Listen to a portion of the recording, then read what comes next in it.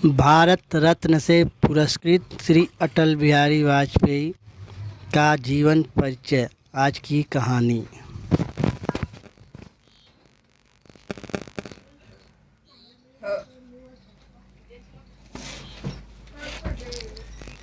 वैसे तो दोस्तों, अपने अटल बिहारी वाजपेयी जी को भारतीय इतिहास में एक प्रधानमंत्री के रूप में कई बार नाम सुना होगा।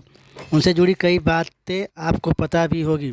लेकिन अटल जी के एक अच्छे नेता होने के साथ साथ एक अच्छे पत्रकार और कवि भी रहे थे। उन्होंने कई बार भारतीय सदन के अंदर भी कविताओं के जरिए पक्ष और विपक्ष के नेताओं को दिल जीत लिया था।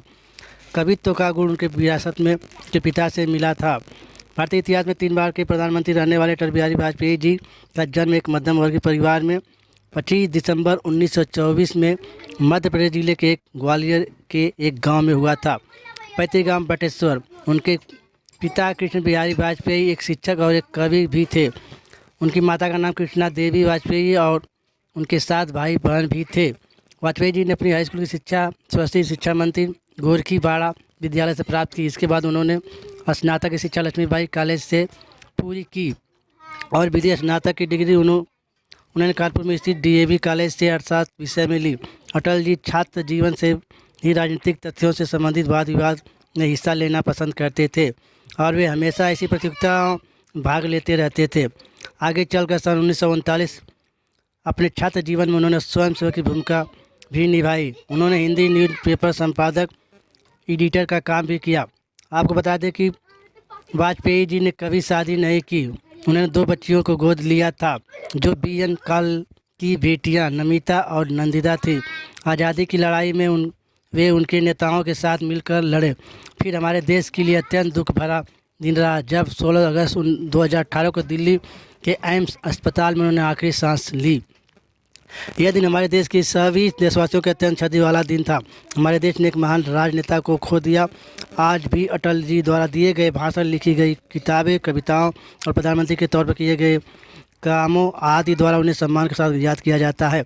सन 1942 में अटल बिहारी वाजपेयी जी ने अपनी राजनीतिक जीवन का सफ़र शुरू किया था। जैसा कि आप सभी को पता होगा कि उस समय भारत छोड़ो आंदोलन और जोर शोर चल रहा था और इसी दौरान उनके भाई को इस आंदोलन में गिरफ्तार कर लिया गया था। इनके भाई को 23 दिनों के लिए जेल में कारावास में रहना पड़ा था। उसके बाद ही उन्हें रिहा कर दिया गया था। उस समय उनकी मुलाकात श्यामा प्रसाद मुखर्जी से हुई और उनके आग्रह करने पर उन्होंने भारतीय जन संघ पार्टी को ज्वाइन कर लिया। भारतीय जन संघ पार्टी का गठन सन 1991 में हुआ था। इसके बाद सन 1957 में जन संघ पार्टी द्वारा अटल बिहारी वाजपेयी जी को अपने उम्मीदवार के तौर पर उत्तर प्रदेश जिले के बलरामपुर लोकसभा सीट से इलेक्शन के लिए टिकट दी गई और अटल जी ने लोकसभा चुनाव में अपनी पहली जीत दर्ज की। इसके बाद उनकी उपलब्धि को देखते हुए उन्हें पार्टी का अध्यक्ष बनाया गया। अटल जी 2 साल तक मोरारजी देसाई की सरकार में वर्ष 1977 से 1979 तक विदेश मंत्री रहे, जिससे हमारे देश के प्रति विदेश में एक विश्वसनीय देश की पृष्ठभूमि तैयार करने का बहुत योगदान रहा। इसके बाद सन 1980 में अटल बिहारी वाजपेयी जी ने अपनी पार्टी का गठन किया, जो एक भारतीय जनता पार्टी और 6 अप्रैल 1980 के को अध्यक्ष के रूप में कार्यभार संभाला। लोकसभा चुनाव सन 1996 में भारतीय जनता पार्टी का देश भर में पहला विजय चुनाव रहा।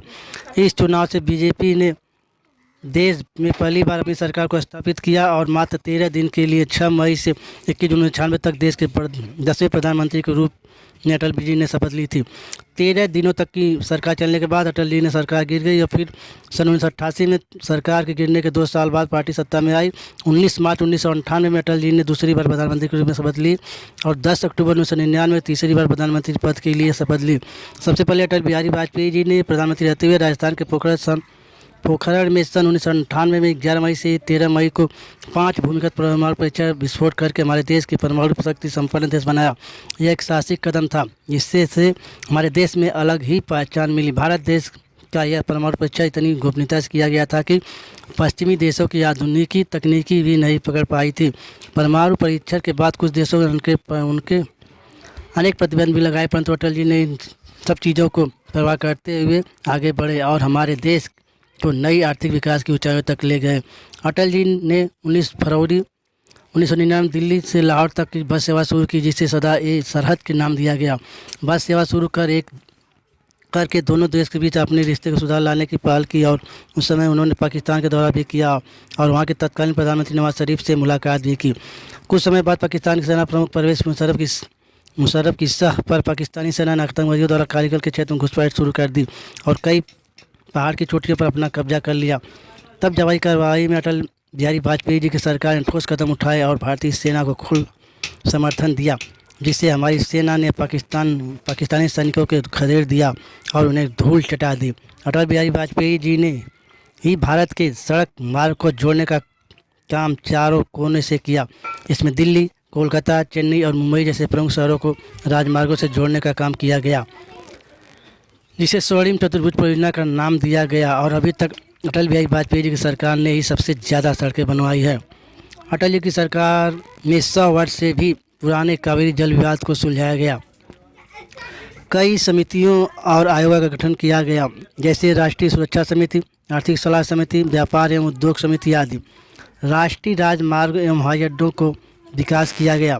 नई टेक्नोलॉजी, विद्युतीकरण को गति देना, दूरसंचार को बढ़ावा देना आदि।